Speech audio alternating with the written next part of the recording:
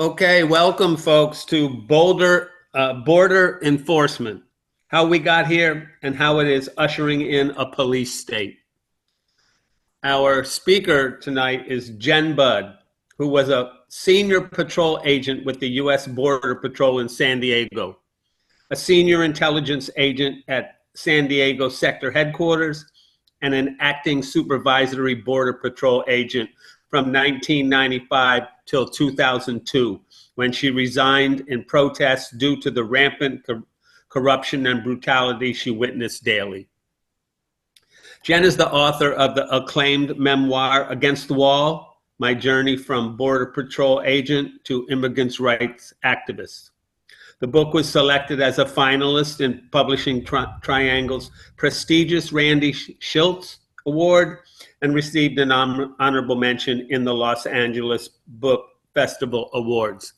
Before I give you to Jenn, I want to share with people that the president of our Olympia, Washington chapter, chapter 109, has been in ICE detention for a month tomorrow.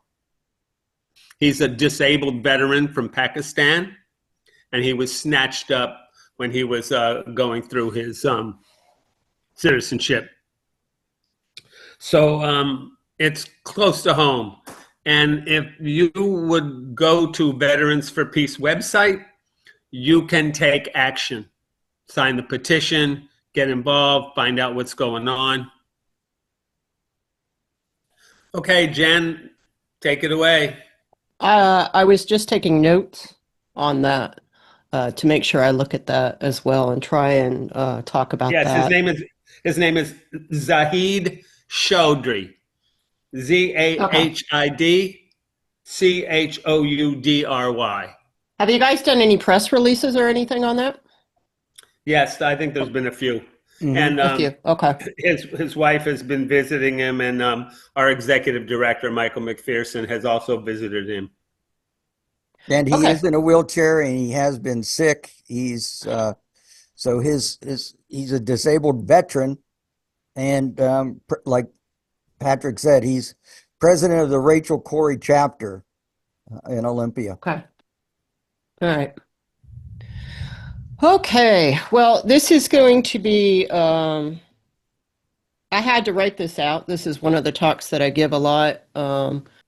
This is a little bit about me, just to tell you who I am. For those of you who don't know, I joined the U.S. Border Patrol in June of 1995, not knowing a thing about it, as I was raised in Alabama in the 1970s. Rare for an agent. I hold a Bachelor of Science with honors in criminal law and policing organizations from Auburn University. I was an award-winning agent. My records can be seen on the platforms of Ghost and Substack under my blog named Borderland Talk with Jenn Budd.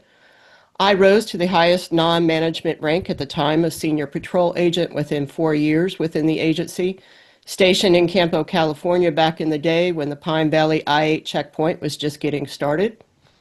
I spent most of my time basically hiking and tracking groups from Tecate to Camp Laguna, from Canyon City to the Cowboy Camp, from Tierra del Sol into the Laguna Mountains. I guarded our borders without GPS, with just a .357 revolver, a baton, and a radio that didn't work a whole lot of the time, to be honest with you. And I did it alone because that's how we did it back then. I worked on narcotics, task forces, sector prosecutions, and I was a senior intelligence agent at sector headquarters and an acting supervisory border patrol agent. Women were not allowed to be agents until 1975. Here you see our very first Latina, Ernestina Lopez, in this first class to have women. She never became a full agent because a classmate raped her one night. When she demanded to file charges, the chief of the academy fired her and had his wife escort her to the airport. She won a civil suit against the agency after 12 years of court battles. This started the tradition of sexually hazing female agents into the United States Border Patrol. While the agency publicly states that the reason there are only 5% women in the agency at any time since they started allowing us to work in the agency And they claim it's because the work is so physically demanding, but the truth is it's because many of us are hazed with rape or a graduation rape game called the Game of Smiles, or forced to have sex with the instructors who are Border Patrol agents or were harassed into it. This is why we are called the fierce 5% within the agency. That is because we can take a sexual assault and keep working. This information can be found in Reveal News podcast. It's called Reveal News, and it is a podcast about the Border Patrol's rape culture. And the podcast name is called The Border Patrol's Fearless 5%. And you can learn more about that there. 20 years later, I was raped into the United States Border Patrol by a classmate of the 288 session in October of 1995. Unlike Ernestina, I kept my job because I did not file a complaint. I had seen the women in classes before me complain and be fired. And so I kept my mouth shut so that I could keep my job because I really needed that job. And if you don't believe me, or you think that these are one-offs or just some bad apples, if you think this stuff that only happened like 20, 30, or 50 years ago, and that the Border Patrol is now honorable, well, let's look at Efrain Cornejo Lopez, Deputy Commander of Tucson Sector BORTAC, which is their SWAT team, arrested and charged with 14 counts of sexual abuse and exposure to his daughter and stepdaughter at different times during different relationships for 11 years, starting at the ages of 9. He was just recently allowed to plead to 1-count molestation and 1 count of revealing himself to a child, making this seem like it was a drunken mistake instead of a decade-long abuse that it was. He received lifetime probation, does not have to register as a sex offender, and was already working for a private security contractor that has contracts working with the Border Patrol before he was even sentenced.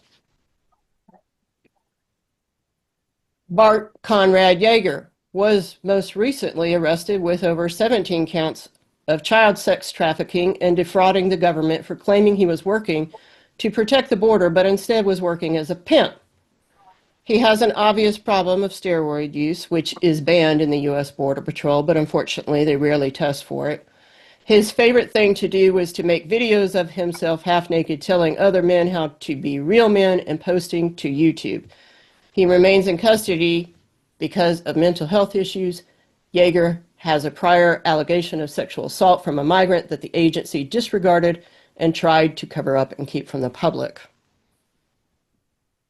Example number 3. Stephen Charles Holmes was hired even while he was under investigation for domestic and sexual abuse. He was arrested in 2019, only after multiple complaints of rape and strangulation from different women. Judge Kimberly Ortiz ordered Holmes to provide a strangely low secured bond of $25,000, but Holmes's attorney argued he could only handle an unsecured bond of $25,000, and so Judge Ortiz changed her order to allow Agent Holmes out and post bond. This was during COVID, and his case was, of course, postponed for many years. During that time, he continued to work for the Border Patrol in an administrative position, which unfortunately means he probably worked a great deal in processing where he could have access to other victims. He, of course, reoffended by raping and strangling a fellow employee. He was convicted of 11 charges. Unless you think this is just a problem of sudden hiring, bad training, and that the agency was not like this years ago, this is Joel Martinez, Deputy Chief of the entire agency under the Biden administration. Second highest ranking agent in upper management. The rape culture often looks like mentoring. He was warned by CPP's Office of Professional Responsibility, which is their internal affairs. That just happened to be led by former Border Patrol agent Daniel Altman. He was warned by Daniel Altman that multiple female agents had come forward alleging he was using his rank to demand sexual favors. This is very common within the agency. He was then allowed to retire with full benefits and pension, and the investigation was stopped. Victims will have to go through the notorious federal government's Equal Employment Opportunity process which could last a decade or more before they will be allowed to sue civilly. The year prior, in 2023, we had the exact same allegations against Chief Tony Barker Jr. Once again, the same man in charge of their internal affairs, Daniel Altman, the former Border Patrol agent, warned Chief Barker of the female agent's complaints, and he was allowed to resign, which again ended the investigations. Maybe you think it was a he said, a she said moment. Meet Border Patrol agent and chaplain for the entire Tucson sector before his arrest, Dana R. Thornhill. Thornhill was found to be involved in child pornography.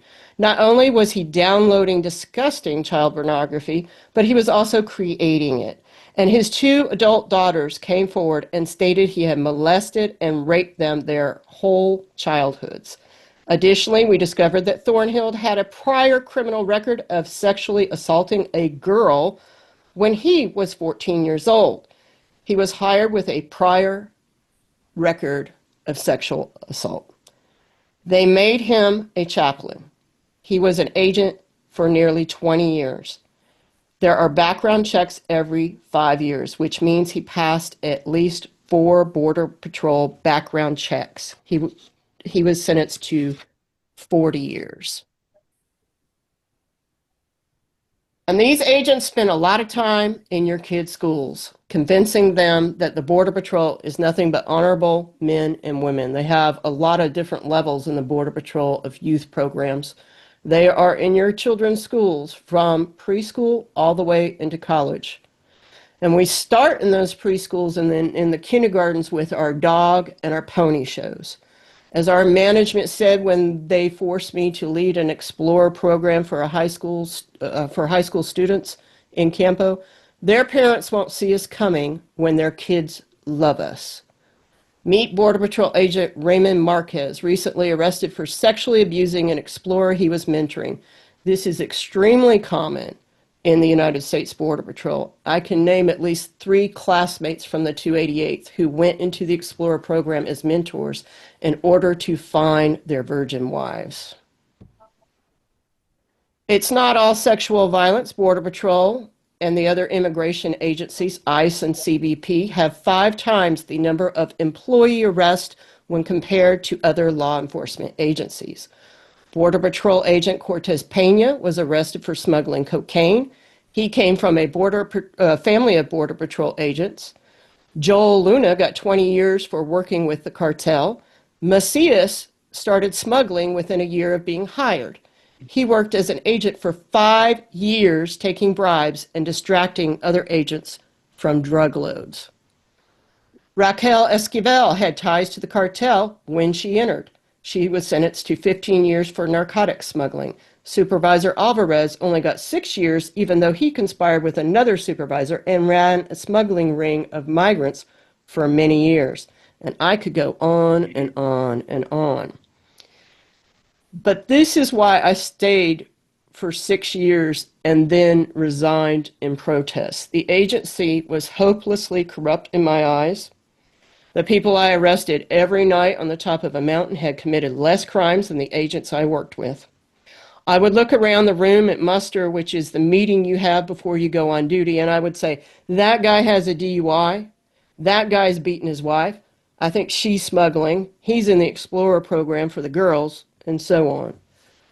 When I came forward about the boss at my station being the one to smuggle drugs into San Diego County, I was given the choice of shutting my mouth and taking a promotion, or they would kill me.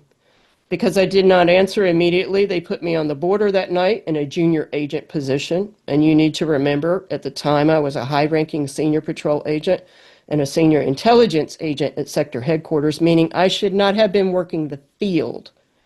At 3 a.m., automatic weapon fire came across the border and hit right outside my truck. I managed to escape, only to be met by that boss of the station, the one who was doing the smuggling, to let me know they would not miss next time. And so I ended up resigning. By the time I made it to my duty station in the East County Mountains in November of 1995, deterrence policies were a year old. Deterrence policies are things like walls, cameras, and sensors that are designed by the U.S. military and then used by the Border Patrol to force migrants who entered the country illegally to cross in the most dangerous of places instead of the cities. A fundamental aspect of these policies is that deterrence requires us to knowingly push human beings to their deaths. And according to then Immigration and Naturalization Commissioner Doris Meisner, for deterrence to work, the migrants would have to be pushed out of the most dangerous mountains, deserts, and rivers, out to those most dangerous areas. They must suffer emotionally, mentally, and physically when crossing, so that after we return them to return their bodies and return them beat up and so forth to their countries, that they will then tell the others not to come. These are just some of the dead bodies we found in California since 1994. As the years went by, the number of deaths increased in Campo as migrants were pushed to the East Mountains, but the demographics of the bodies we were finding began to change. In the beginning, it was mostly Mexican men looking for work or Mexican drug smugglers. With climate change and various wars, more were coming for asylum than seasonal work. For the average field agent, that meant dead women and children. That meant live births on snow-covered trails. That meant entire groups of a dozen or more dying in the sweltering heat of a smuggled truck or train car. Sometimes it meant entire families died together watching each other take their last breaths in search of safety. That meant we deservedly dealt with the aftermath of our actions.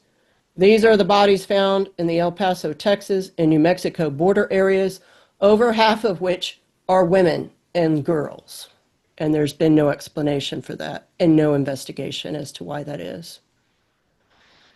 But instead of investing in legal asylum pathways, instead of recognizing we were intentionally killing people for seeking what is a right under U.S. law, we chose to go the punitive route because that is the path the lobbyists paid our leaders to go to.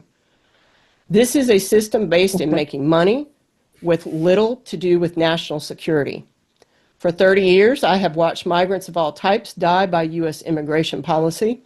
Some asylum seekers fall from the walls intentionally designed and built 30 feet high to cause them to lose their balance. Thousands have been swept away in the Rio Grande River. Tens of thousands are buried by the sandstorms of the California and Arizona deserts. For 3 decades, they have suffered physically, mentally, emotionally, simply because we chose this for them, and they still come.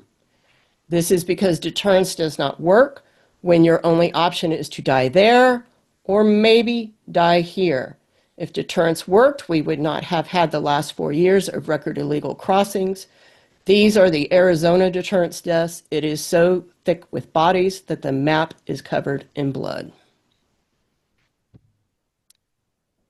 It is only when you zoom in and click on the links that you can see this includes children, babies, even newborns. Essentially, the problem we have today is that as the demand for asylum went up, the federal government was not willing to increase nor build an asylum system that addressed that need. In fact, the government continued to narrow who could legally apply. It's a case of supply and demand. People have come to our borders since we created them. The gap between the demand, that is the need for asylum, and the supply or the legal avenues with which to apply, naturally allowed the cartel to step in and meet that demand or need. When I was an agent in 1995, the cartel was not even involved in human smuggling at all. A decade of deterrence policies and eliminating most of the legal avenues for asylum created the market we have today for the cartel, which in turn now feeds the market for further militarization.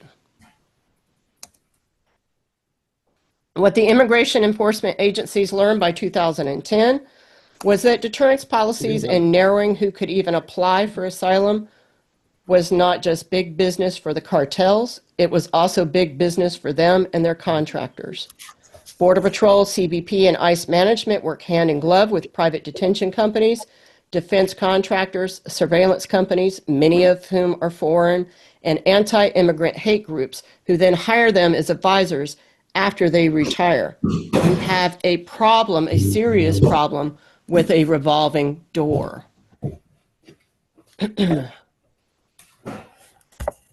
And then came the propaganda. You can see, and Tom Homan, by the way, Tom Homan was just announced that he was taking bribes, possibly, allegedly, taking bribes for $50,000. So this is also another problem that we have with the upper management of all of these immigration agencies. So then came the propaganda. The Border Patrol Union and others in media began promoting racist and false phrases such as catch and release and invasion, or promoted the white supremacist idea of replacement theory in order to create the false narrative of a war zone filled with mostly violent criminals. No matter where you get your media from, this was likely the only view you had of the southern border for the last decade. This is because the Border Patrol Union escorted only right-wing news outlets to where the migrants were. This access was not afforded to other media outlets. The only way they could have found the groups in roughly 2,000 miles of border was to have the Union agents act as personal escorts to their cameramen. This shows the connection and how tight. This is the former Union Vice President, Art Del Cueto. He's just recently resigned, and now he's working for an anti-immigrant hate group called Federation of Americans for Immigration Reform. The union is so cozy with right-wing media to the point of creating fake crossings. During when Biden first came into office, they were creating fake crossings for cameramen, including for CNN. And we caught them when they did the CNN. I was involved in this one. This last slide talking about this specifically, I witnessed them do this in Mission, Texas, personally. The guys on the right in the blue with the kind of high and tight, that's a union guy. And they're assigned to these right-wing media cameramen. And they created this scene. They brought the migrants in here from a processing center and then dropped them off and walked them out so that they could get a good camera angle. They were not actually crossing when they said they were crossing. What the immigration enforcement agencies learned in those years was that most Americans and many in Congress have no idea what is going on down here, and they could use that to their advantage. When the Border Patrol, CBP, and others talk about a closed border, what they mean is closing the asylum system, okay? Americans think that they mean preventing illegal crossings in between the ports of entry. Leaders of immigration agencies only want persons of wealth, higher education, or highly sought after skills or political opinions that align with their ideology to come and seek asylum. They are not referring to your tired, your poor, your huddled masses yearning to breathe free. Today we know what happens when we close the border, meaning closing the asylum system. From the COVID-19 pandemic, when Title 42 was used in the Trump administration, CBP's own statistics showed that closing the asylum system had the direct effect of causing asylum seekers to cross illegally. This graph shows the number of apprehensions from 1996 to 2024. Here you can clearly see that Trump's MPP and Title 42 caused people to cross illegally multiple times, falsely inflating the numbers. Note that the numbers are higher during the Biden administration. If we just are looking at raw numbers. And so you would hear a lot of times on TV, they would say, oh, this is unprecedented. This is the most people we've ever had crossing. Looking at the raw numbers, that is true. That is absolutely true. Even during the time when we were really busy in the mid-90s when I was an agent, and it was extremely out of control. But the Border Patrol, the question is, was the Border Patrol really overwhelmed like they stated? And the answer is no, and I'm going to explain it to you. It is only when we factor in the number of agents that we get a clear picture of what was really going on. So this is apprehensions by fiscal year. And the reason I add over here to the left 1999, 1996, and 2000 is to show you how drastically the numbers drop. And you see that big arrow on the left. And that's because the Border Patrol staff doubles and ends up ultimately tripling. So people are still crossing. But the number of agents we have better control now because we have more agents. And you see from 2012 to when Trump takes office in January 2017, that the number of illegal crossings is very low. This is the average number of apprehensions per Border Patrol agent by fiscal year. And you start to understand that adding in all these resources, so when they say that the numbers in the Biden administration all the way to the right were excessively high, the graph changes. It doesn't go as high as the apprehensions. And that's because the staff is increased and they can better handle the people that are coming across. So during my time, an agent had to average 261 apprehensions a year. And then you see that average monthly drop down to 17 apprehensions per year per agent in 2012, which is just kind of ridiculous, to be honest with you. And that's because, like I said, they're doubling and tripling their workforce and getting more resources. And then also, it's important to note in the height of the recent illegal crossings in 2022, the average number of arrests per agent was 114. So that's still lower than it was when I was an agent.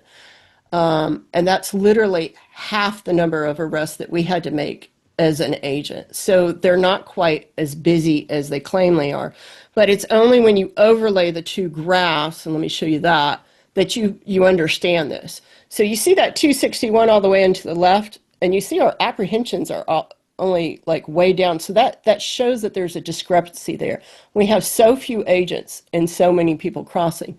And when you get over to the right, you start to see, yeah, they have a lot of people, and yes, their numbers are going up, but they are not as overwhelmed as they are claiming that they are. They had the personnel and they had the ability to handle that. So the number of illegal crossings were incredibly low and stable from 2012 to 2018. That's the Obama administration, until the enactment of the migration protection protocols that partially closed the asylum system. Then CBP at the ports began to meter, and that means they severely limit how many appointments you can get. During this time, the San Ysidro Port of Entry, for example, claimed that they only had enough personnel to process about 10 people a day. Yet in 2022, the same Port of Entry with the same number of staff was able to process about 165 Ukrainians a day. As the graph shows, this metering during the migration protection protocols that required applicants to wait in Mexico for 3 months to a year or more caused illegal crossings to rise. In March of 2020, Title 42 was enacted and completely shut down the asylum system, further demonstrating this point that limiting legal avenues for inspection causes illegal crossings. This massive increase in illegal crossings supposedly overwhelmed the Border Patrol until the program was ended in March of 2023, which is why you start to see the drops and the continued drops that we see today. Once legal avenues to be inspected opened, illegal crossings decreased to manageable levels for Border Patrol and allowed them to return their focus to criminals and not processing asylum seekers. One of the problems that the Biden administration had and that the Trump administration continued and this is why this is one of the reasons why some people aren't crossing, but there are plenty of people crossing today, but some people will not, is that they have changed it and created bans now. Biden started creating 5 and 10-year bans, and Trump has included it. So if they cross illegally and seek out an immigration officer, which is a Border Patrol agent, like they used to in my day, which is legal according to our immigration laws, they can then turn around, send them back to Mexico with a ban attached to their name and their fingerprints. So if they cross again or even try to come in legally, they're banned for 5 to 10 years. That in turn forces more people to cross illegally as well. Title 42 essentially created a backlog of 3 years worth of asylum seekers waiting to be inspected and broke the already failing system. That was the plan, close the asylum system to break it. By the time the system was opened back up in 2023, the federal government did not just have 2023 asylum seekers to process, but people from 2020 all the way to 2023. So 4 years of processing had to be done by the Biden administration in 2023. What we just saw during the last 4 years was the result of shutting down an essential part of our national security. Shutting the asylum system down will cause people to cross illegally. Today, the federal government and the Border Patrol claim that the border is closed. Again, this does not mean people are not crossing illegally, but means that the asylum system itself is closed. So the legal avenue with which to cross is closed. There are less Border Patrol agents patrolling the border right now because they are now in charge of this mass deportation. Today's border in between the ports of entry is as open, and actually more open, as it was during the last 4 years of the Biden administration. So note that Border Patrol stopped reporting gotaways when Trump took office. During the Biden administration, they were every day, got away, gotaways. And now they don't talk about it at all. There are always gotaways. And they just simply have either stopped counting them or they've stopped reporting them. We, by the way, used to fudge our statistics a lot back in the day. Fudging and lying about statistics is quite common in these agencies. So most will cross illegally, and thus more people seeking asylum will die because there are no legal avenues. These victims are no longer counted as intentional casualties of deterrence policies by the government, preferring instead to ignore the tens of thousands who have intentionally been pushed by our policies to their untimely deaths simply for seeking safety. Most recently, under this current administration, we are seeing Border Patrol in charge of the mass deportation, according to 2 statements made by Trump, and they have taken over CBP at the ports of entry. CBP, although Border Patrol is underneath CBP, they are a separate agency. CBP is no longer controlled by CBP management and has been taken over by Border Patrol management. This is because CBP is seen by the Border Patrol to be weak and not brutal enough. Border Patrol has always had control over ICE because it was designed by Border Patrol and has many ex-Border Patrol agents in their management. Former Chief Rodney Scott is now the CBP commissioner. You see him on your left. He is a Border Patrol chief originally, but now he's CBP commissioner. Scott is one of the most ruthless and brutal chiefs in the agency has ever seen. And the guy on the right is his deputy commissioner is a former Border Patrol agent as well, John Maudlin. CBP Commissioner Scott has engaged in many use of force cover-up investigations by using the illegal and secret Border Patrol critical incident teams. And this is one of them he covered up. And this case was just recently discovered or reported from the Inter-American Commission on Human Rights that looked into this case from 2010. And they found that, I should say the U.S. is a member of this commission as well. And they found that Chief Scott and his agents, his cover-up agents, violated the rights of Anastasio Hernandez Rojas when they beat and tased him to death on May 28, 2010. He also directed the cover-up of Valeria Monique Tachkin. She was an American citizen, a mother of 5 here in San Diego. He even rushed down to the cameras at the scene to try and control the narrative.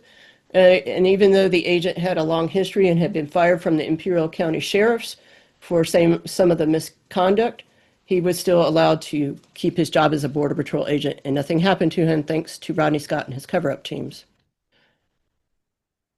And Scott has also engaged in stalling the investigation into his cover-up team supervisor when he was found to have videoed female agents using the restroom in the cover-up team office and selling those videos online.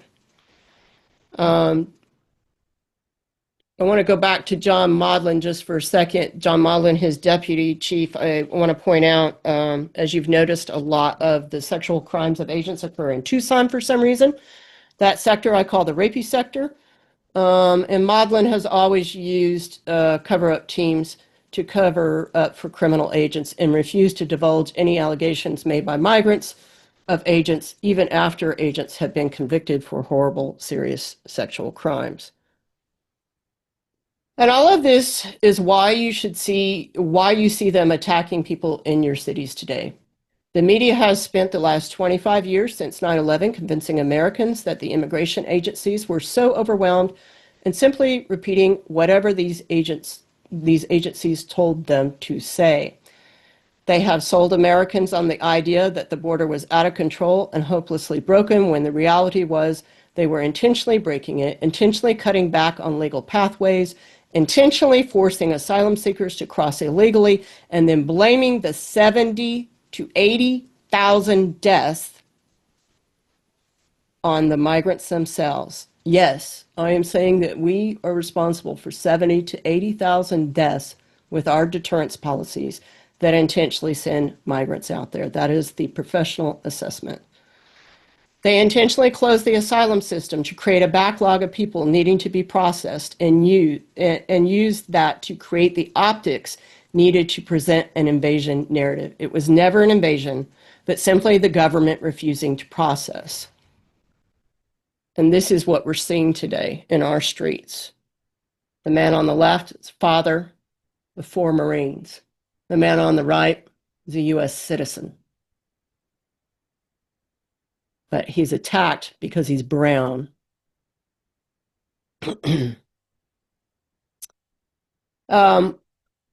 I say that we know that there never was an invasion and no need for Title 42 because, and we know this because these are the same immigration agencies and unions who said that COVID was a hoax and refused to mask and allowed many, many, many dozens of agents to die by telling them not to mask during COVID. But yet at the same time, they demanded the entire asylum system needed to be shut down because of COVID. It doesn't make any sense. So that's how you know that this is all just crap. Title 42 and the shutting down of the asylum system, the lies about how many criminal aliens are in the country, the realization that over 70% of those being arrested have no prior criminal records at all, many without even immigration records at all. This is all to create the need for a mass deportation. And the mass deportation was always just an excuse for the police state. The immigration enforcement agencies do not need FBI, Marshal, DEA, ATF, and other state and local cops to help them. They have plenty of staff. But Trump has ordered them all to engage in immigration duties without any training because the point is to create the optics of gangs of cops kidnapping people, to scare people. To that end, they have succeeded. And Trump is doing this so that they will not be able to investigate the crimes he and his administration are committing. Americans are starting to understand why border residents have been screaming for decades about the abuse and brutality of these agencies. And unfortunately, I think it's too late. CBP Commissioner Rodney Scott and others who were instrumental in the designing of DHS, the Department of Homeland Security, have consistently argued for more money, resources, and brutality and less privacy and rights for not only migrants, but U.S. citizens as well in the name of national security. In the name of national security, they created the anti-terrorist fusion centers that have allowed cops from local, state, and national police to train together and swap their authorities and jurisdictions as if they were playing a game of cards, and the courts have allowed it. Our constitutional rights are being stripped by the very immigration enforcement agencies that failed to protect us on September 11th, 2001. They are the ones who failed on that day. So why are we giving them so much power? We are already a full-blown police state. This is about using an intentionally caused crisis to introduce us to a police state. And How do we know that we're a police state? Well, we know because we have a secret police. They're wearing masks, no names, no badge numbers, or star numbers, as we call it in the Border Patrol. There's no due process guaranteed anymore. The 14th Amendment does not seem to apply to anyone, even though it says any person. It does not state that it must be a United States citizen. We also know this because there are secret flights to foreign countries, and they're putting people in torture prisons. This violates non-refoulement, that is, meaning not to refoul once again. You are not allowed to send an immigrant back to a country where they are going to be abused and possibly killed.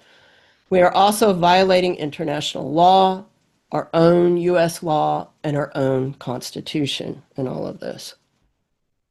So I leave you with, before we get to questions, I leave you with a shirt that the Border Patrol and CBP agents are currently buying as it expresses their intentions for our communities, not just on the border, but in all of our neighborhoods. This is the oath we take upon becoming an agent. Notice the addition at the bottom. They are saying they will violate their oath. They are saying that they will not arrest any right-wing domestic terrorist. I say this as a former senior patrol agent with awards and outstanding performance evaluations that the immigration agencies are the ones who are a threat to our country, our democracy, and our way of life, and they must be reined in. And that's it. What's my recommendations for a reasonable immigration system? We have to actually create one. The problem is we haven't created one. So during the Obama administration, like I said, a lot of the demographics change. And essentially, the government just kept using the Border Patrol to handle it and kept limiting who could come across. They're going to come across whether you like it or not. That's what we've learned in 30 years of doing this and trying to stop them, okay? So if we want to know who's coming in our country and we want to check their fingerprints and check who they are, then we actually have to create a system that does that, and we have to actually allow them to apply legally. When we close the asylum system or we meter it severely, not everybody's going to be able to come across. There's always going to be people that get left out. Absolutely. But what we've done is so ridiculous that nobody can come across, or even when it is open during the Biden administration, it's a small percentage of people that can come across. And when you do that, like I said, it forces, every Border Patrol agent knows this, it forces them to cross illegally. And when they do, they end up dying. And not only that, when they die, that traumatizes the Border Patrol agents who are out there picking them up. That's what I'm trying to get to when I was talking about the demographics change of who we were finding. Border Patrol agents have the highest suicide rate of any other agency. And, you know, I'm a survivor of it myself from the brutality and the things that we do. So if you care about Border Patrol agents, you want less migrants to cross. And truthfully, the Border Patrol does need to be concerned about terrorists. They need to be concerned about narcotics. They need to be concerned about smuggling and things like that. They don't need to be processing asylum seekers. The idea of having the Border Patrol process asylum seekers is just stupid beyond belief. So you have to actually create a system that will handle that. And we can't sit here and say that we can't do that. We create these systems all the time. We just created a mass deportation. If you can create a mass deportation and hold thousands and thousands of people and do all the things that they're doing, you can create a humane system that checks everybody and make sure we know who they are, and then we have a better idea of who is coming to our country. We just refuse to do it. Oh, thanks for liking my book. I appreciate that. So you're checking the chat right now. I am checking the chat. Excellent. Did you want me to do that or no? No, go for it. Okay. So, Jim, what's the name of your book? It's Against the Wall. I kind of wish I had called it How We Become Monsters, but it is Against the Wall. So you want to type Jenn Budd, JENNBUDD, because if you just type Against the Wall, it's going to come up with some pornography. I didn't think about that. So it's Against the Wall by Jenn Budd.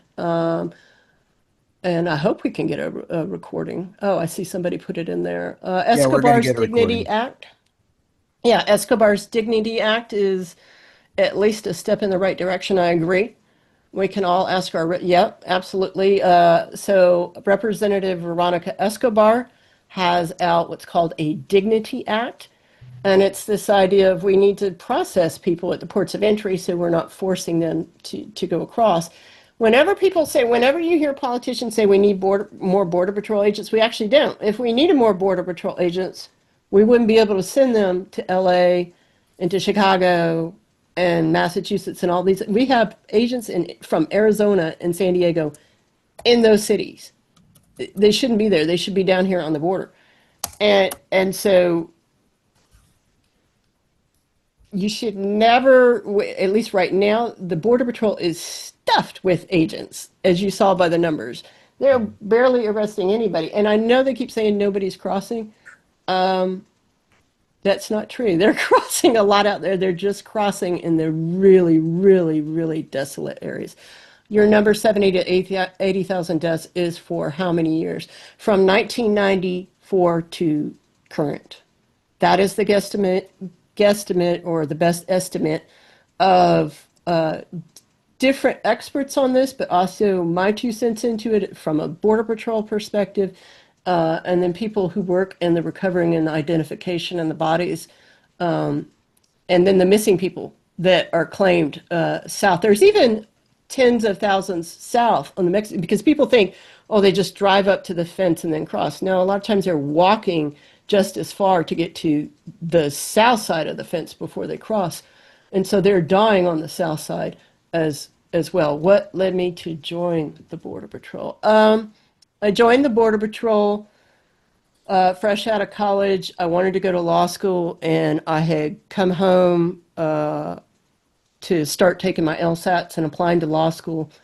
And I had been away for a bit, and for the first time realized I had been raised in an extremely violent and alcoholic household. My mother was extremely violent with me. I talk about that in my book. And I just wanted to get away. I needed a break from school. I was really afraid to go to law school back then and incur more debt because I had paid for my own schooling back then. And so this thing called the Border Patrol was hiring. I had never heard of it.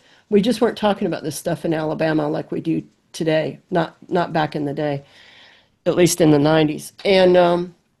And I joined as a Southern girl. I love trucks, and I'm four-wheeling, and I love riding horses and all that stuff. And so I joined and thought it was an adventure. Also, I knew by that time I was a gay woman, and so coming to San Diego sounded like a good idea, and that's why I joined the Border Patrol. So when I was sexually assaulted, when I was hazed into the academy with that, into the Border Patrol with that, honestly thought it was, like most young, naive women, thought it was a one-off, did not realize this was systemic.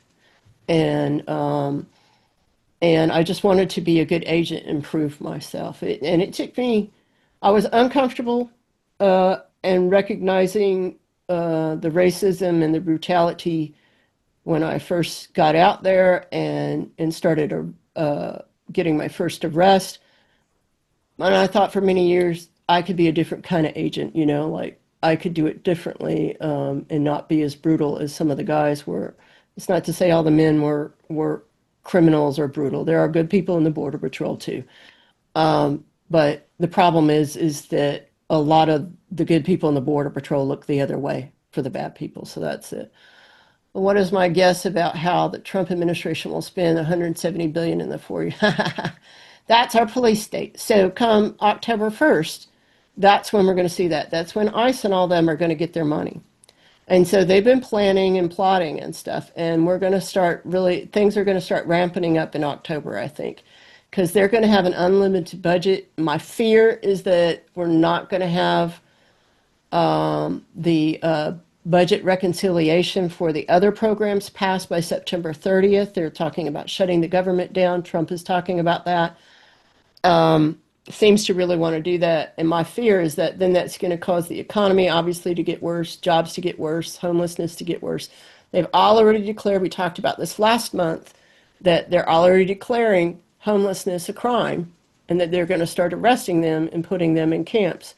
They're also starting to talk about people like me who have PTSD, or people who are bipolar, or people who are autistic, and talking about wanting to put them in camps. So what we're going to see is this nation is going to become a detention nation for all sorts of reasons, and it's going to start hitting us.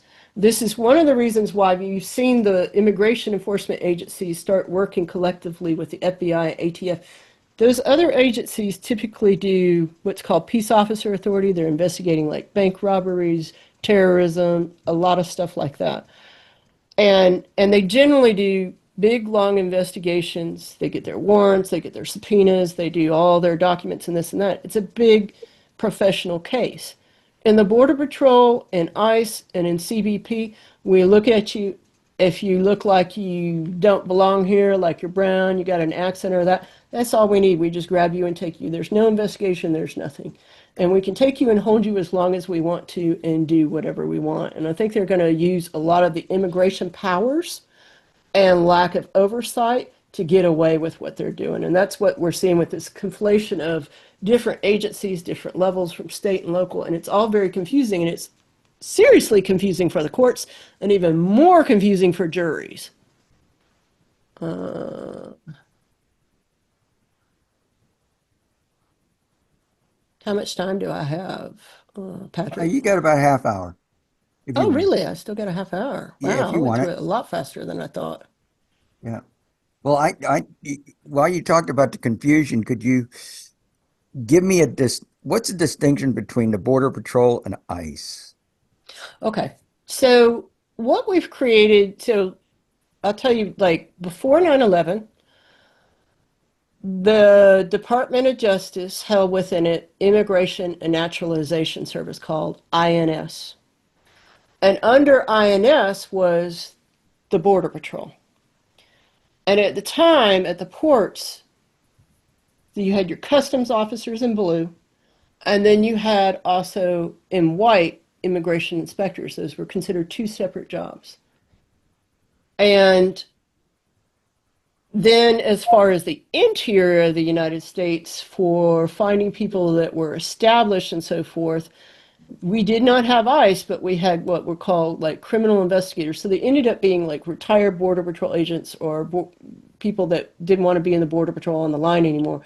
And then they would go and do that. So worker sanctions, employer sanctions, and things like that, investigations like that. And this is why I say Border Patrol controls ICE, is because that's how that worked. And not everybody was Border Patrol, but predominantly Border Patrol.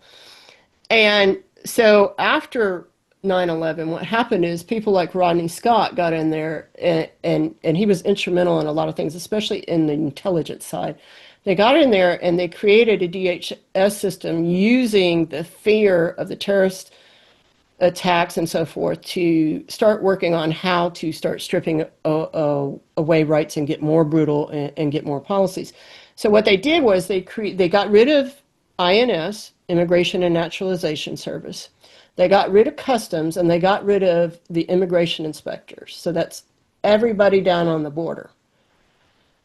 And they created CBP, Customs and Border Protection. So you have DHS, Department of Homeland Security, that's the department. And then under that, the parent agency is CBP, Customs and Border Protection. Those are the people in blue that replace customs and immigration inspectors at the ports. And they're also at airports, so airport, seaport, and land ports as well.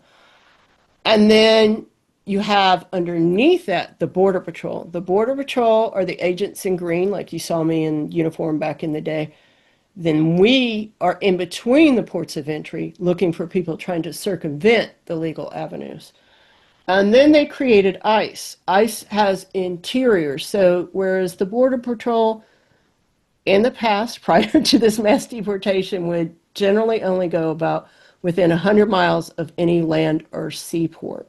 But now they're all over the place. So ICE technically can go all over the United States to find anybody that they believe is undocumented. But they're required, or were required in the past, to do more investigation and stuff like that. They are still very heavily Border Patrol. And the Border Patrol really, quite honestly, helped develop CBP and now is control of CBP, as I said, which they shouldn't be, because Border Patrol agents don't really know much about trade or anything like that. CBP's a whole gigantic agency, a different ball of wax with a lot of professionals, PhDs, a lot of scientists, because they're looking at bugs that are coming in with vegetables. They're looking at all sorts of things, radioactive fruit, all this other stuff. So it's a large variety of things other than just smuggling human beings or drugs. So, Patrick has his hand up. okay, Patrick, what do you have? Yeah, I just wanted to remind people, if you came in late, that our Olympia chapter president, the Rachel Corey chapter 109, has been, tomorrow he will have been in detention, in ICE detention for 1 month. He's a disabled veteran from Pakistan, and his disabilities happened while he was in the military. So if you would like to go to veteransforpeace.org, you can you can follow his case, and you can take action. And I'll try to paste that. Yeah, there it is. There's the link in the chat to get to the page where Veterans for Peace talks about it. So, all right. Did you have a question, Patrick, or that No. was just, okay? Well, Ron Batag has his hand up. Yeah, can you hear me okay? Yeah. A phrase that's being heard more and more again is this strategy of tension. Also, it parallels,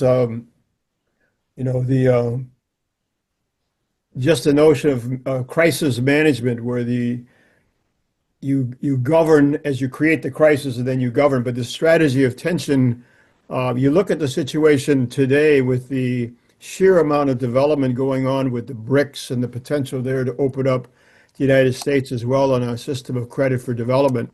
I linked in the chat a pamphlet that went out, maybe a year ago now, that actually looks at this whole question of development and joint infrastructure development, where you could actually have all these nations, including the United States, going back to physical work, physical economy. And I just wanted to actually lay the basis where people would work at home or have a productive society here. On this question of strategy attention, I get from your presentation. I was at the last one also, and this one was kind of a shocker in terms of what you went into and some of the internal aspects of this. But if people actually understood this manipulation, just even in terms of economic development, if you had regions and nations developing, you think we could actually then solve this kind of manipulated immigration situation as well. Yeah, I think that you said there's a huge problem with the fact that businesses like the cheap labor. I mean, one of the problems is that they never hold the businesses accountable. And the businesses never seem to complain that there aren't enough work visas and permits and things like that. And so we have to get that in line. We have to demand that we want people to come here and be able to work in whatever area it is that they work with. We have to be able to present them at a port of entry, and we need those people. We need them to work. This idea that we only need rich people with $1 million or more, or this or that, our fields in California are being mowed over with food in them because they don't have people to pick the celery, because they don't have people to pick the peppers. And it's going to start hitting us even more and more.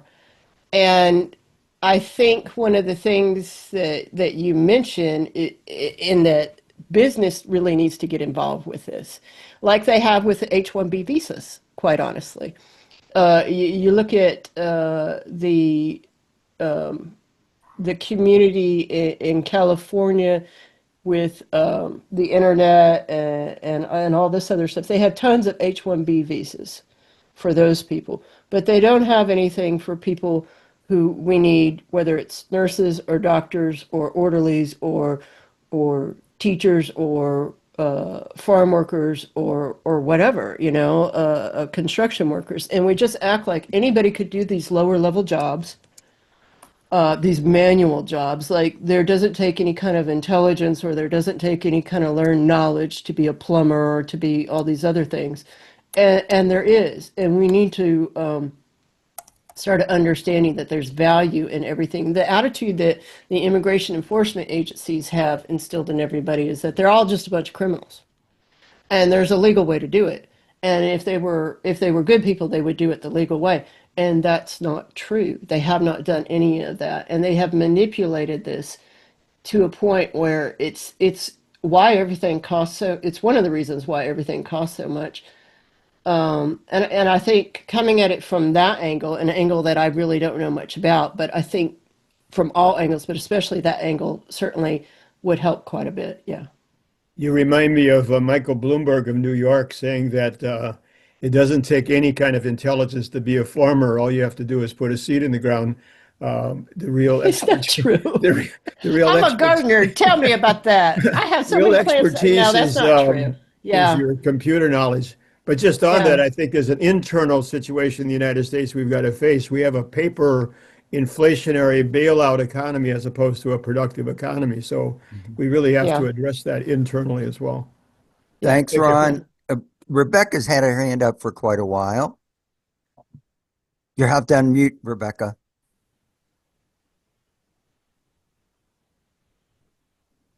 Turn your volume up. Did she disappear? I think she disappeared. Did I miss her? Nah, Go ahead, Rebecca. Can you hear me now? Yes. Yeah. I got you. I think it was a technical thing I didn't do. I just want to thank you for this. This was really riveting. I mean, I had no idea, first off, like about the type of abuse that was going on in ICE. It's amazing to hear from someone from the first person experience, and as a woman, I worked as a newspaper reporter for years, and I experienced some, like a manager who was basically like demanding sex in exchange for jobs. And also the same thing with the women being recorded on video in the bathroom, something that I had interviewed a group of people from Mexico who came illegally here when I was a reporter, and they had a cultural organization in Phillipsburg, New Jersey. And they described like the conditions that they left in Mexico, which were just completely insane. Like basically they were living in like a shanty town. They had no indoor plumbing. They had no toilet, no shower. Like they came to the United States and they moved into this neighborhood in Phillipsburg. And a lot of people came from Mexico and they came illegally, and they cleaned up this entire neighborhood. They renovated the houses. They put new siding on the houses. They were responsible basically for bringing this entire neighborhood to a new state of like, prosperity basically. Like they moved into these houses that were bought very cheap, almost like abandoned houses, and they had a lot of skills in construction. And now there's restaurants and there's, other people moving into that neighborhood because of the people that moved there. So just anyway, thank you. Okay. I appreciate that. It's a well-known fact that when immigrants, come to town, they're hard workers and they want that American dream, and they're going to work as hard as they can, and they want to prove that and that they can do that stuff. And it's just disgusting the lies and everything that have been told over and over. And I think what gets me the most is watching, because like in the first Trump administration, I was on MSNBC a lot, and I would talk a lot about. I talked about the rape culture and stuff a little bit, in which I was surprised they let me keep going on that. But they ended up kicking me off because they didn't want anybody to talk negative about the Biden administration on immigration. And the last thing I had said on there that got me kicked off was we should be concerned when ICE's rhetoric and propaganda matches that of the Proud Boys and Patriot Front and all these other racist organizations. And everybody was like, oh, I can't believe shit, and it's like, and it's this, and I don't know if it's necessarily, I call it a lot like American exceptionalism. We don't want to believe these agencies are really this bad. And when you really study it and you sit down and really study it, it's year after year after year of the same crap. Sexual assaults, beatings, cover-ups. No, we didn't do this. Y'all are ridiculous. The migrants are always criminals. They're always, and they always get away with it. In 101 years, not a single Border Patrol agent has ever been convicted of killing anyone on duty in a bad use of force incident. 101 years. That's just ridiculous. That it's inconceivable with as many killings as we've done in the United States Border Patrol. And we get away with it quite simply because the majority of our victims are migrants. And migrants do not have money. They cannot donate to politicians. They have no power whatsoever. And so Americans have just thought, out of sight, out of mind kind of thing. That's how we've gotten away with what is, in my opinion, is an agent who has gathered the bodies and found the bodies of these people and know who the majority of them are. 99% of them are not criminals. And in fact, since 2018, the Border Patrol has had more agents arrested every year for crimes than the migrants they are apprehending, percentage-wise. They commit more crimes than they do. And they're just always like, no. And they're just louder, and nobody takes them to account. And one of the other problems I have is the NGOs. Not all of them, but a lot of them, they're in this, if they're not treating the migrants bad, then they don't have a business. And what I've discovered is a lot of these NGOs who claim to be helping the migrants are actually working with CBP. It's a disgusting. I've told many of them, you need to go work for Border Patrol or CBP with what you're doing. I mean, it's just terrible. What a lot of the NGOs are working off of is money from the government, which of course is now stopped under Trump. But before they were working for money from the government that would help them, which NGOs, and they, they have a vested interest in working with politicians to get their policies passed, because when they get their policies passed, they get more money.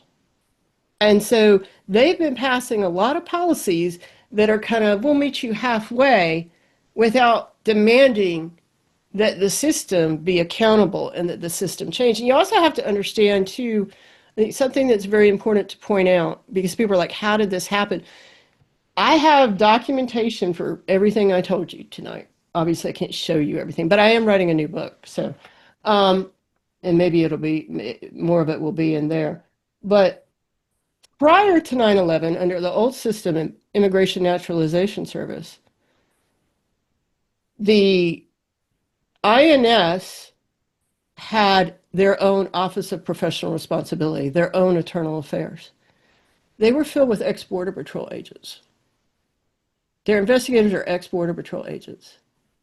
And then they said, well, this is a problem, so we're going to move it to the Department of Justice Office of Inspector General. That's going to be the new Border Patrol Internal Affairs. And they took those same investigators and just put them from INS and moved them right into OIG. And so nothing changed.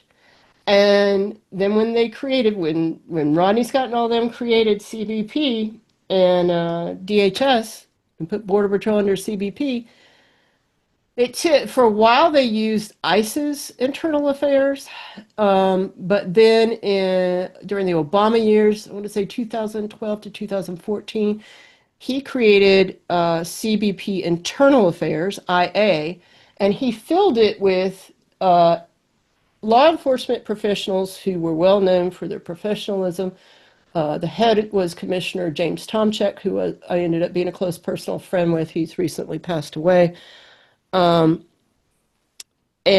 he was from the Secret Service, and just honorable man, just wonderful man. And then his deputy commissioner was James Wong. He was out of ICE, but a very good law enforcement agent, honest law enforcement agent. Like I said, not everybody in these, I'm not saying they're 100% criminals. I'm not saying that. And they tried to clean it up. But then the Border Patrol agents revolted against them because they were really trying to clean it up and kept information cases from them. And then they claimed they weren't doing their job. So they kind of set them up to fail. And so then they created CBP's Office of Professional Responsibility, which we still have today, which was led by Daniel Altman, a former Border Patrol agent, which nobody knew until I came along. I'm like, dude, their boss in investigations, former Border Patrol. Come on. And then most of their investigators are former Border Patrol agents. And we have documentation over and over again of how these internal affairs organizations hire from within the agency the dedicated agents who are willing to lie and cover up time and time again. And they just get off. I've watched agents do horrible, violent crimes on video, and they get off with a $100 fine. And they should be in jail for 20, 30 years. All right. Thank you. I have my hand up because I want to let everybody know that if you want a copy of this video, put your email in the chat. You want a copy. And I definitely want a copy. all right, very good. And of course, well, I could say a whole lot, but I'm going to go on to Georgia, and she's from Tucson. I believe. Oh, Thank you. Dora Rodriguez, okay. So you know Dora. I know Dora very Yeah. well. So the average person doesn't know what it's like to go through the desert like the way she did. And so thank you. You spoke in Tucson about 3 years ago. I remember speak in very Tucson well. almost, I try every year, but yeah, at different events, I try to get Yeah, down thank there. you so much. I really am getting, thank you so much. I'm sorry. Oh. I'm going to stop now. Oh, I appreciate it. Thank you so much. All right, Barbara, unmute and ask your question. Not exactly a question. I put up an article in the chat from an organization for the Coalition of Immokalee Workers. I don't know if you've heard about them, but it's an organization run by the immigrants, the migrant workers.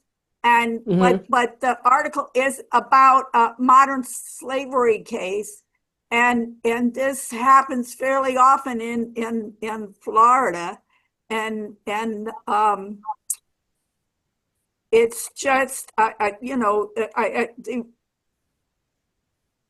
it's just so rooted in the border control and everything that goes on that allows these kind of conditions to exist, because Yeah, they are don't like to talk about that much, but yeah, we actually have slave conditions in our country. We have children have been found working in Hyundai plants, unaccompanied children. We have children getting injured in like meat packing plants and things like that. And then also another thing that I noticed during the Biden administration, they're bringing migrants over and holding them prisoner and forcing them to work in drug factories, whether that's packaging marijuana or packaging whatever, in states where marijuana is illegal or whatever. And there's a sheriff that caught them and said, these people are victims and stuff like that. But unfortunately, they're not seen as victims. The biggest sin they've ever committed is crossing that man-made line to seek help. And so they end up, still being victims of the system in the end of it. And obviously, sex trafficking is a large problem. But also, truthfully, there's a big, gigantic market of illegal adoptions going on, children from Guatemala and stuff. I used to say, when I was an agent, I remember the migrants used to tell me that white people stole their babies, and I would laugh at them, and I would be like, oh, come on. and just think it was just some kind of myth. Oh, no, no, no, Not no, right no. now. So it could be really bad. Come here. So Callie. Callie's had her hands up for a while. Yeah, Callie. All right, Callie.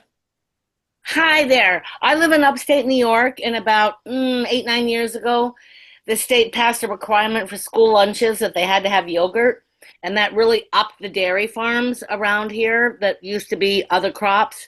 And so farmers order, quote, workers from the border. And they even request certain ages. They request Guatemalans versus Mexicans, and they bus up huge amounts of potential workers, and then they swap and trade them like human beings, like their property. And I'm just wondering, I would really like to highlight this and try to do something about this. Is Border Patrol involved in this? Sending people up to different places to work in different states? Well, I would say that the people who can send them up, meaning assuming that they're coming in legally, that would be approved by CBP. So that's the people at the border. So that's Customs and Border Protection. They're the ones that approve that. And the problem is they're not letting anybody in that I know We just of. had a busload come up about 3 weeks ago. You did. So see, this is Absolutely. that's thank And you they for swap them, and I telling had me. somebody call me at 4 in the morning and say, "They've moved me. They made me wake up and they moved me to another farm." And I said, "Go out, take a picture of the mailbox." I mean, there's trading people like their property. We It's should happening up talk, here for Kelly. years. We should connect. So this is one thing that I'm concerned about. So what I feel we're going to start seeing in the next couple of years with we just found a gigantic, what I'm going to call a concentration camp. They call it a detention camp in the Mojave Desert of all places. And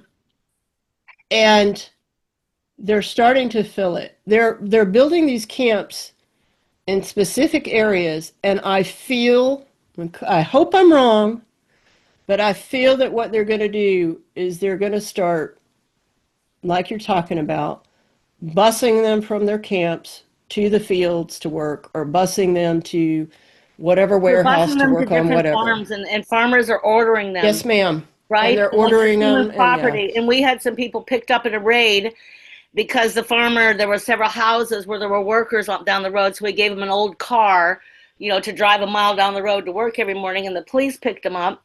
And so anyway, the farmer was so pissed because they took his 5 workers that he went down to the police station and said, "You give me my property back." And they did. Oh yeah. And so honestly, it takes the immigration system back to the 1920s. Yep. When the Border Patrol started in 1924.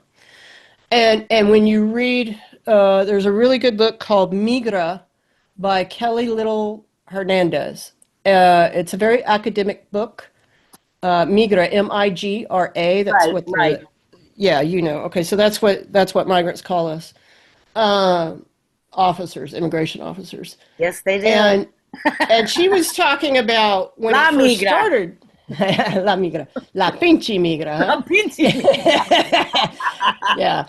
And but when it first started, that's what it was. Is it ended up pinning the Mexican workers on certain ranches in Texas when they first started in the 20s. And then the Border Patrol agents would take money from the ranchers, and it would prevent the farm workers from going to another ranch to try and get maybe a higher pay or a better job or better conditions. Or if they complained about the conditions. Yes, or if they complain about the conditions, they'll call La Migra and we'll come and arrest them. They still do it today. You get injured and they don't want to pay you, or they don't want to pay your final paycheck, they're going to call La Migra. So the Border Patrol and all them are still highly, highly involved in all that. Yeah. Yeah, so they're wearing masks in our area. We've had several raids, and there was just recently a raid of people who were harvesting cabbage and other vegetables. And because the cabbage wasn't ready, they had them work at a factory, and it was in Cato, C-A-T-O, in New York. And they went in and raided, and it was several nursing mothers. It was 50 different workers. And what they did is we had a team of lawyers show up because all of them had work visas. Every single one of them had work visas. And we had a team of lawyers show up at 8 in the morning to the Oswego, detention center. They were gone. And so they bused them to Batavia, another detention center, and we had a team of lawyers show up there at 8 in the morning, and they were gone. And then Yeah. they took all the women and they brought them down to the border. They flew them down to the border and deported them immediately. So I would really like to connect with you about this. I've been working with Alianza Agricola, which is a farm worker-led organization here in a four-county area. And things are just out of control. And I am so happy for what you're saying and this Zoom, and people don't believe it, and so that's why I really am excited about getting a recording, because people don't believe me. I used to work with migrant education. I work with farm workers in several counties, but I'd really like to connect with you. Okay, let's definitely do that. Email in the chat. Well, we probably have I one. think we'll have one more call. The Reverend James Swartz has his hand up. Hey there, Reverend James Swartz. I know him. Hi, Callie. And this will probably be the last question. Okay, Callie's father was my mentor in graduate school. I know her. Anyways, my question, actually, something you were just talking about though, confused me. I thought the Border Patrol was started in New York State and along the Canadian border to stop the Italians smuggling across the border during Prohibition.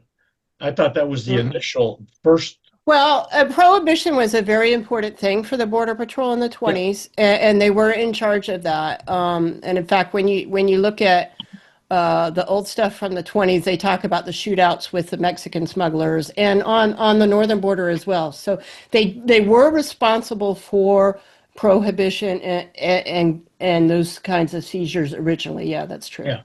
So what my real question was,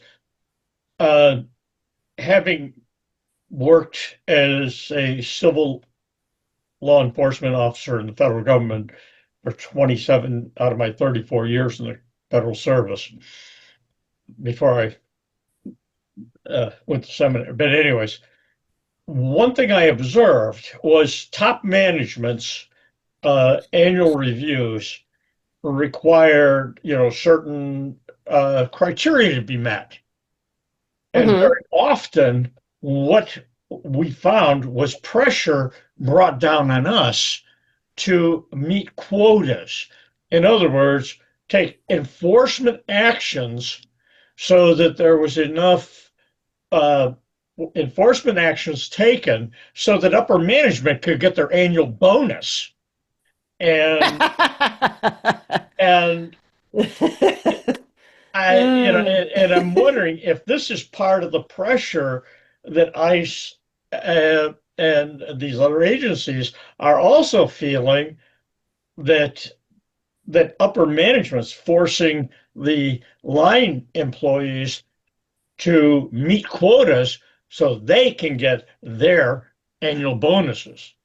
Did you see any of that in your years when you were serving? Oh, so what I saw was the opposite. In my years, so when I started, Operation Gatekeeper was the first deterrence policy program started by Clinton. And I got out here and in uniform exactly almost a year after it started. And they didn't have the walls up yet in Campo, so I was fortunate to be able to learn the culture and the community of the border before the walls and all that went up. And then afterwards. And eventually Clinton wanted Clinton and our higher ups wanted Operation Gatekeeper to be a success so that they could then be promoted and moved, because, hey, we did a successful thing. And so they had us lie about the number of apprehensions we were getting. So if I caught 20 people that night, which was not unusual, in 3 separate groups, so I got a total of 60. I would only count 30. They would only process 30. You can shove people across the border as much as you want. You can get away with so much out there because there's just no oversight. It's just you and a group of migrants. You can pretty much do whatever you want. It's their word against yours. It's still that way today.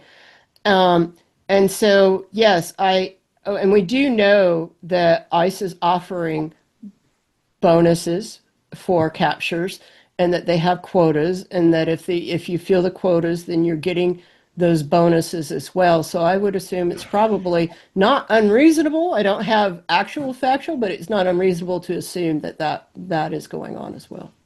Now, unfortunately, the pressure that we were put under cost one of my coworkers his life. He was murdered by in trying to enforce the law. He entered a person's house and was blasted by a World War II gun, and it was the first federal revenue officer ever murdered in the line of duty. Wow. Uh, and that what that caused was we line employees rebelled, and that's when we found out that the pressure we were under to meet these quotas was so that the district director could get his annual bonus of about $10,000. So unfortunately, what we found what I have found, I should say, after 9/11 is a very heavy-handed attempt to hire extremely right-wing religious people and some of the most unqualified, uneducated people to be these officers. Yep. They keep lowering their standards more and more. It was already bad enough when I was an agent. I just show you just a couple of slides of the people that they're hiring and stuff. And like I showed you from the bottom to the top, the problem is everywhere. And they just say whatever they want to say, and the media just doesn't pressure them. They don't investigate. They don't tie all these things together, and they just keep treating everything as a one-off. And so we've got people who are uneducated, can't find jobs anywhere else, who are making over $100,000 a year after they start out in the Border Patrol making over $52,000 in the training program, and they're lowering the training situations. They hire out their background checks because they want deniability to say, oh, I didn't know he had a former rape charge and this and that. And they find all these subversive ways. And then when their agents commit crimes, they're covering up for it and stuff. And so we're just seeing this, when people say, don't these ICE agents, these Border Patrol agents, these CBP agents, don't they have a heart? I mean, a lot of them are Latino. And what they have to understand is what I was telling you is we've been in your schools. We've been teaching you all that we are the heroes and that there's a correct way to do it, a legal way to do it, and they should be doing it, even though there wasn't a correct and legal way to do it.